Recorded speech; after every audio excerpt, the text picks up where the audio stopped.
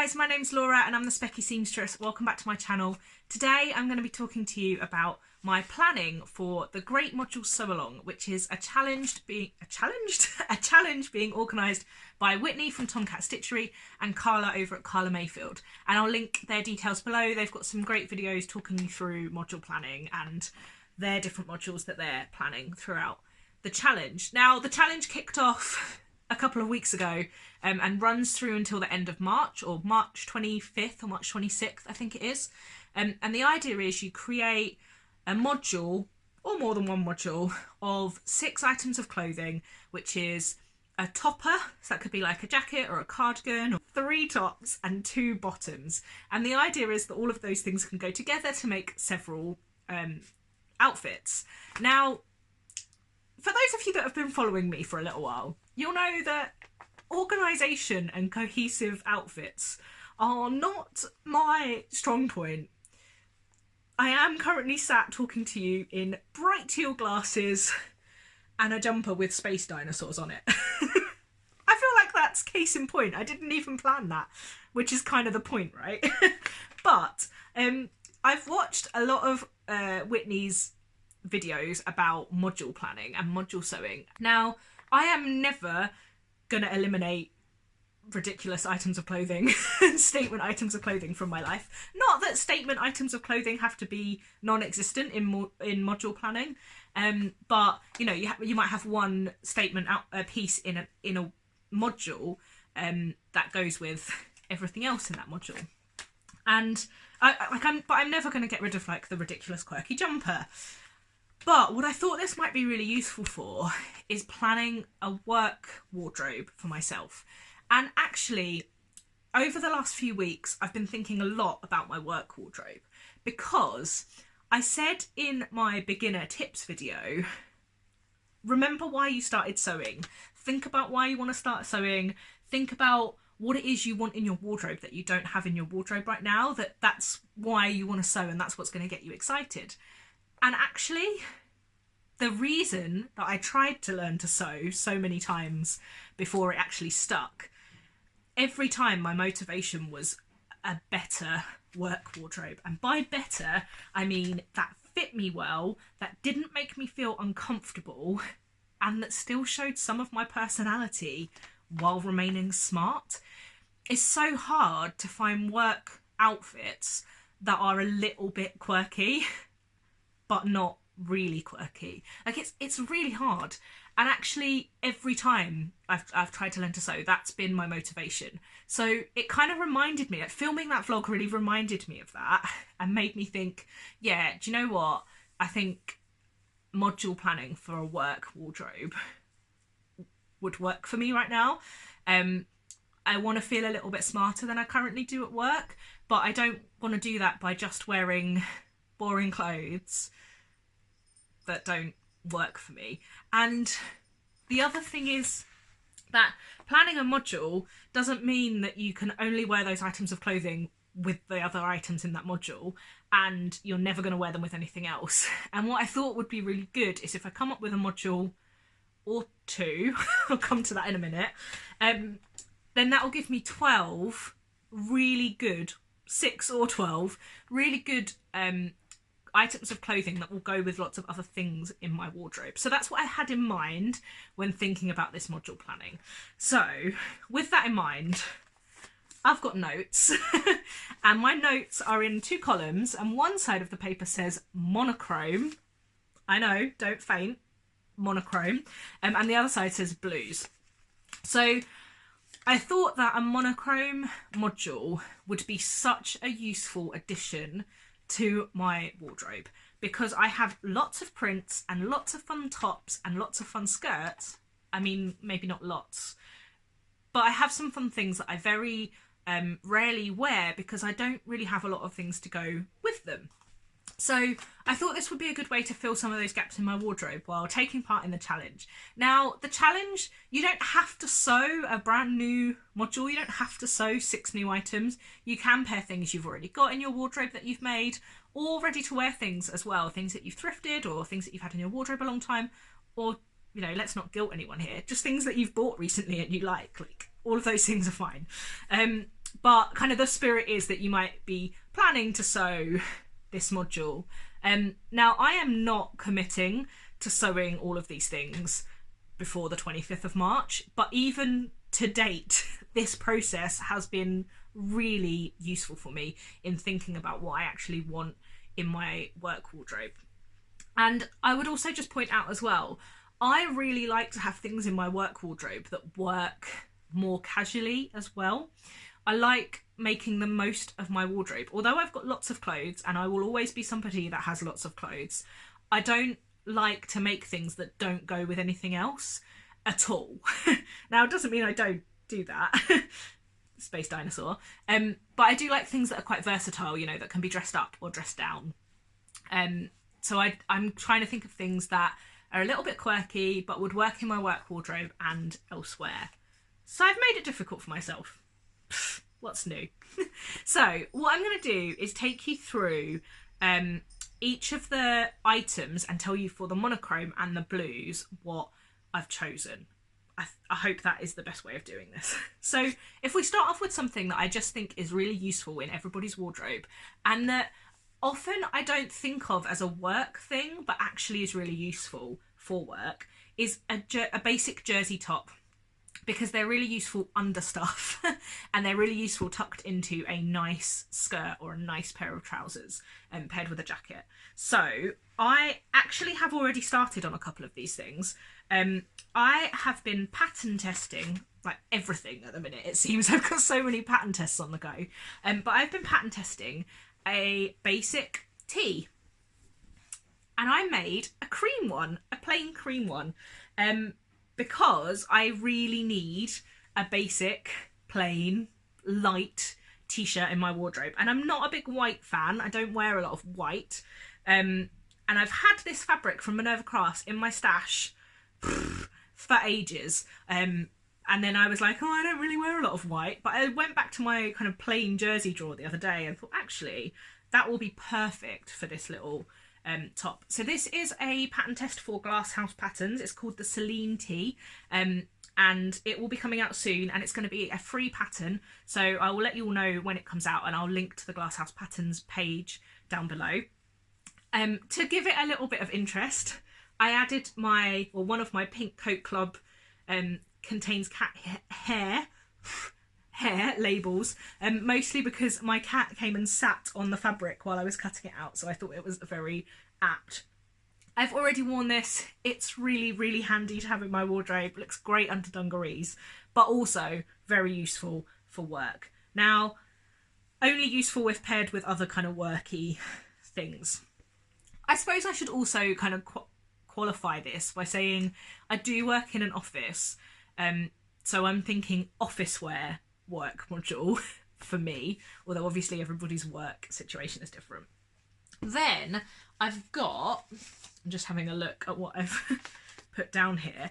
I've got this bright blue fabric from Lubadoo Fabrics.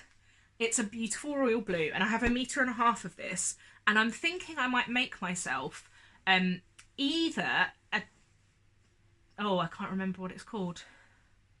The bodysuit that was the Sew My Style make for January from Rad Patterns, the Courtney bodysuit. Again, maybe a little bit controversial as a work wardrobe wear, but just a useful underlayer for stuff. Or a Tilly and the Buttons Freya top with the roll neck and long sleeves. Definitely useful in both work and casual wardrobe. So they're my jersey basic tees. Then I've got 2 tops for each that are, you know, I would call them blouses. Yeah, blouses rather than tops. I have this debate with my mum sometimes, like, what's a top and what's a t-shirt and what's a blouse and what's a shirt? And I'm sure there's a definition for all of them, but, you know, I'm not good at that. So this is another one that I've already started. I've almost finished. I just need to finish the neckline and do the hems. This is the Selena top by Named Clothing, which is in their Breaking the Pattern book. Now, I only just bought the Breaking the Pattern book like 2 days ago, and I've already made a toile and 2 of these tops up to this place. I don't have the neckline finished yet. Very, very quick, satisfying. So I will try and put in a picture of it modelled, although it won't be finished. But basically it has a really cute tie detail. I'm just tying up here, which gathers in the waist, and these are sewn into a pleat. So the pleat is there. It's not, what do I want to say? The tie isn't doing the gathering, if that makes sense. The pleats kind of bring it in. Now, I've altered this a little bit, and I'm going to talk a little bit more about that in another video. But basically, I've made it so that you don't need to have the zip at the back of it, so that it's just a pull over the head top. And I love it. I love this polka dot with the black belt on it. I think it just adds a little bit of interest, and I'll probably do the top stitching in black, I think, around the neckline and the hem. So yeah, the name clothing Selena, really nice top. It will go really well with a pencil skirt for work or trousers, but also with jeans or a bright coloured tube skirt or something, or a pair of shorts. So a handy, versatile make. Look at me go. That fabric is a black flocked polka dot. Not sure if you saw that, which I bought at Joann's when I was in New York. And I'll link the video showing you what I bought. But I got this from a yard and a half, maybe. It isn't too fabric hungry, but I did have to cut the backs on the cross grain. So yeah, not ideal with that. And obviously then I also cut the short sleeves and the ties in a different colour. So the equivalent of that on the other side, on the blue side, I'm probably going to make another chilo top. Chilo tops are very useful for just being able to throw on and being really comfy all day. So I have 2 options for the chilo. I have a sensible option and I have a Laura option. And I would love your opinions. I mean, ultimately I can make more of these. It's just what goes in the module. So I have this beautiful cotton chambray with the spots. It's a Robert Kaufman, and these spots are like sewn in, and they're not kind of circular almost.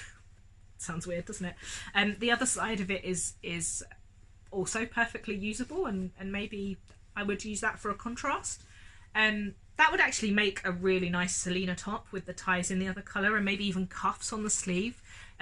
But I'm thinking a chilo top for this. I could still cuff the chilo top, and that would be really cute, I think. This is from Sewisfaction. I got it last summer. Probably don't have it anymore, but I will link to Sewisfaction's website and you can take a look. But the Laura option is a wax. It's got guinea fowl on it. It's got guinea fowl on it. I mean, it's rather good. This is definitely on the more teal blue side, but I think it will still go with other things in the module. I think it will look okay with that underneath. Probably a little bit more casual, but with a smart pencil skirt or something. And then, you know, maybe I don't have to be really super smart every day at work. I'm not like client facing or anything. So yeah, that would work, I think, for me. So then we have the second top. Also, I'll link to where I talked about the chilo top as well, if I can, up there or down there. So I'll let you know. So for the final tops for each of the module, now I don't have the fabric on me, but I'm going to pop in a picture here. It's the large polka dot peach skin, which I made into a Riley collection top and then burnt the hem of. I made it with contrast raglan sleeves in a black, and I loved it, but I burnt the hem off and I haven't fixed it yet. So what I'm going to do is either fix or replicate, because I have enough fabric to make another one, because I want that in my wardrobe. And every time I walk past it, because it's hung up in the bathroom, don't ask me why, I feel a little bit of like sadness that it's not hanging in my wardrobe and being worn instead. So I'm going to do that as my final top for the monochrome module. And then for the blues, you guys will be pleased to know I'm going to make a Calvin wrap top from this beautiful linen viscose mix from Louboutin Fabrics, which I showed you in, was it my last fabric haul or was it the one before that? It was a fabric haul recently, and you guys loved it. Like, it went down really well. Lots of you asked me about it and told me it was your favourite, and I just think that will be really nice as the Calvin wrap top by True Bias. There's a lot of pattern companies to remember in this video. I'm not that organised with my writing down. Yeah, by True Bias, and I'm looking forward to having that in my wardrobe, but I need to sew a toile of that first because I've not made that before. Shall we talk bottoms? So bottoms have always been quite difficult for me. I've never really found work trousers that really work for me. So trousers would be great to get in my life. I'm pattern testing, are you surprised? A new trouser which is going to be perfect for work, but I can't talk too much about at the minute, but I will let you know once it is out. But that is probably going to be one of my module makes in this black cotton sateen, which is from Home Sewn and Holm Sewn, Holm, rather than home. In this black cotton sateen, which will just be a really, really useful work trouser. I can't tell you much about them, but what I can tell you is they are really high-waisted and they're tapered leg and they're pleated at the front, and they've got 4 butt darts. As in 2 darts on each trouser piece at the back, and that is great. So that I think will be a plain black, really lovely trouser. Sorry that I can't tell you too much more about that, but hopefully that gives you enough of a picture of the shape, because I think then that will go with some of the looser fitting tops that I've got, but also I could tuck in my jersey top to that. So that's my monochrome. Now, I haven't put a pair of trousers in the blues.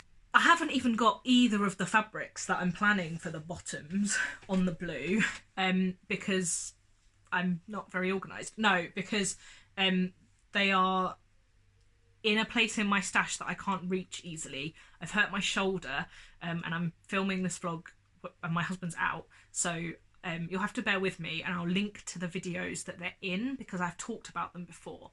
So I've got in here a possible of a sew over it pencil skirt, which is a pattern that I've made before and would like to revisit now that my sewing skills are better, in a beautiful navy wool that I bought in Perth, in Scotland, which I talked about in a video, and it was from an upholstery shop. It's a really lovely, soft, quite thin wool, and I think it will be a lovely, lovely pencil skirt. I think it's got enough tulip skirt, because I think it's got enough structure that it will hold the pleats really nicely, but kind of enough drape that that tulip shape will hang really nicely.